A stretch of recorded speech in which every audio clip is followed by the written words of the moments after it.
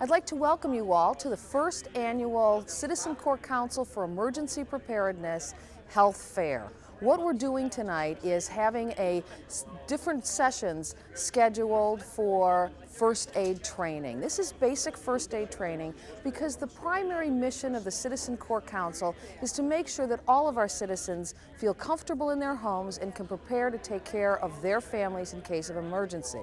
We also felt it was important that people be able to take care of their neighbors in the interim in case of an emergency, waiting for first aid to actually arrive in the form of police officers, firefighters, or paramedics. So what we have tonight are a group of different sessions that are set up to deal with CPR, bleeding injuries, broken bones. What do you do when you come upon a scene of a car accident? How do you make people feel comfortable and healthy and safe?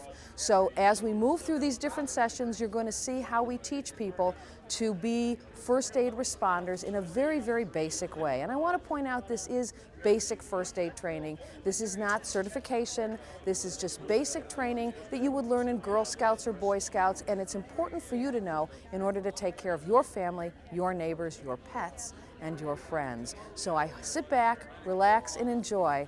And then when we do this again in the future, please feel free to come out and get your own direct first aid training sponsored by our Citizen Corps Council for Emergency Preparedness. My bleeding tip for the day is, when do you get stitches? It seems to be a common question that people ask. There's 3 times or 3 cuts that you might want to get stitches with. Those are any cut that you get on your face, because if you get stitches, it's a lot less likely to scar. Number 2 is any cut over 1 inch long. And number 3 is any cut that doesn't close up back by itself. Those are 3 things or times you might want to get stitches.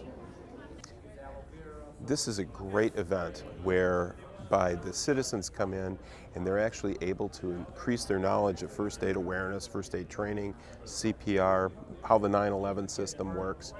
And it's very exciting to see that kind of thing, because ultimately, if somebody has a medical emergency, it is really and truly the citizens around them that buy them time during which critical minutes are passing while the paramedics are responding.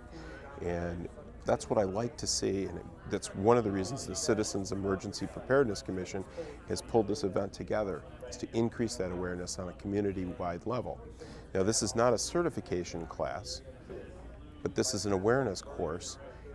Rapidly, people go through burns, splinting, CPR, use of the automatic external defibrillators, choking stations, a station that describes how to actually utilize the 911 system, and what to expect when the 911 system is activated. All those things put together make for informed citizens. If citizens are so interested in this, ultimately they can go on and take certification courses, which we are also sponsoring at a later date. My tip of the day is for sprains and strains. It involves the RICE, or RICE method. The R stands for rest. If you have a strain or a sprain, you should rest it. Don't walk on it, stay off of it. I is for ice. You should apply ice to the injury up to 24 hours. Ice will reduce the swelling involved in an injury. After 24 hours or so, you can put heat on it to promote circulation away from the injury to help to reduce the swelling that's already occurred. C stands for compression. You can use an elastic bandage like this to put compression on the injury. It should stabilize it and make it feel better. And E, RICE, is for elevation. You should elevate the injury, go home, put your foot up on an ottoman, relax, watch TV, let nature take its course. Well, I came out today to the program so I could learn what to do in case there's emergencies in my neighborhood. I know absolutely nothing, and I've been learning a little bit being on council from the different study sessions we had. But I hope to be able to, when I'm learning today, hope to be able to bring it back to my neighborhood, help my neighbors out, help my family out in case of an emergency. I wouldn't try to do this myself at this stage, but at least I know who I should talk to and who I should contact and what preparations she should make when the first responders come. Personally, I'm here to learn more about the first aid, first response type of information, learn as much as I can, but I think this is very important for the community to understand and know the various different procedures that need to take place depending on what the emergency is made up of. I'd highly recommend it. You know, there's been a fantastic turnout tonight, I think, and I think it's valuable for any residents to come and learn this and possibly go on to learn CPR and some other emergency techniques. Well, obviously it's a good thing to do. I mean, I would hope that one of my neighbors would be able to help me. I have an older mother that lives with us. It would be nice, you know, that if there was an emergency and we weren't around, it'd be great, the more people that are trained in this kind of stuff.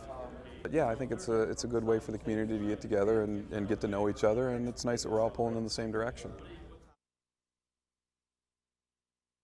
My tip of the day for burns basically is, first thing people always ask me is, what do I do for a burn? Any type of burn. First and only thing you can do really is to flush it under cold running water. Most simplest thing you could do for yourself. Patient is on fire, basically you want to stop, drop, and roll. But your cold running water is your best thing you can do for yourself. See, this is just an overview tonight, but we want to continue with people that are interested in continuing with the program and becoming CERT certified. Well, that's basically what this program's all about. If you pan over to the table, you will see that we've got basically a 72-hour supply kit of food, medical supplies, water, and first aid equipment, survival equipment to last 72 hours so that the police and fire may not be able to get to us for that amount of time. If it's a major disaster, they're going to be all encumbered and very busy with everything that's going on. So what we're attempting to do with the whole program, CEP and the CERT program all in one, is to sustain ourselves and our neighbors for up to 72 hours. So everything that we have, concentrated food and all of our other supplies would have to sustain us if we have a major crisis. So that's what we're all about.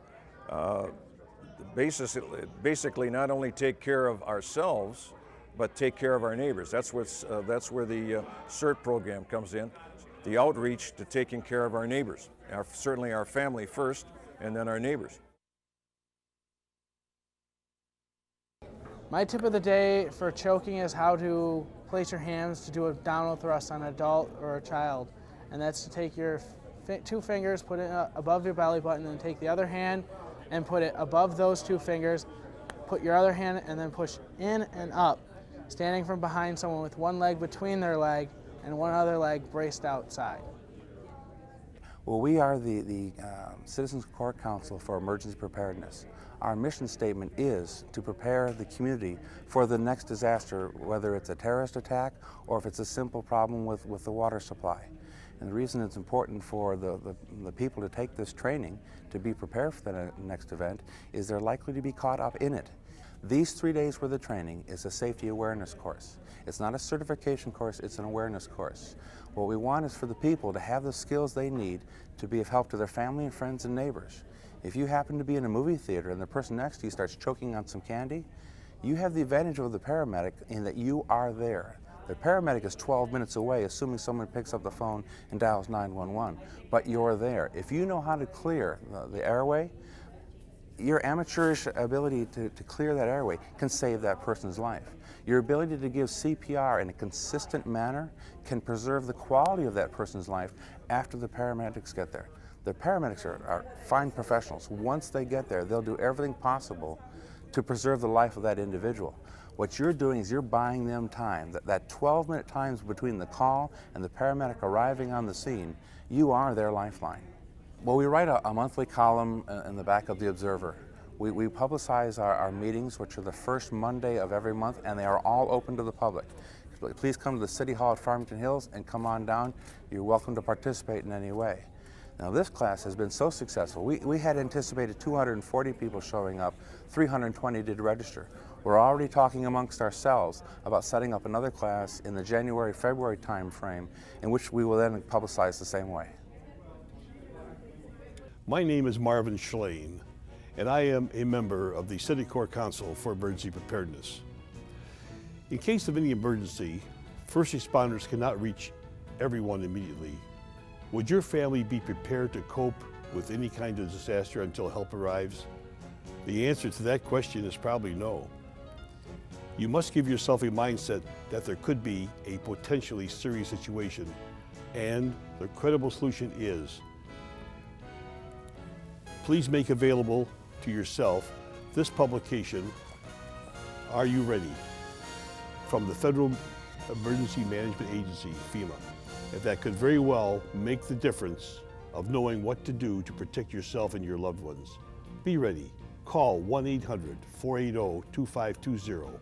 And after a few questions, including your address, it will be mailed directly to your home. Also available is the Farmington Hills Handbook for Emergency Preparedness. It was compiled by our council. It is printed with emergency topics for each calendar month. You will find it to be very comprehensive and informative reading.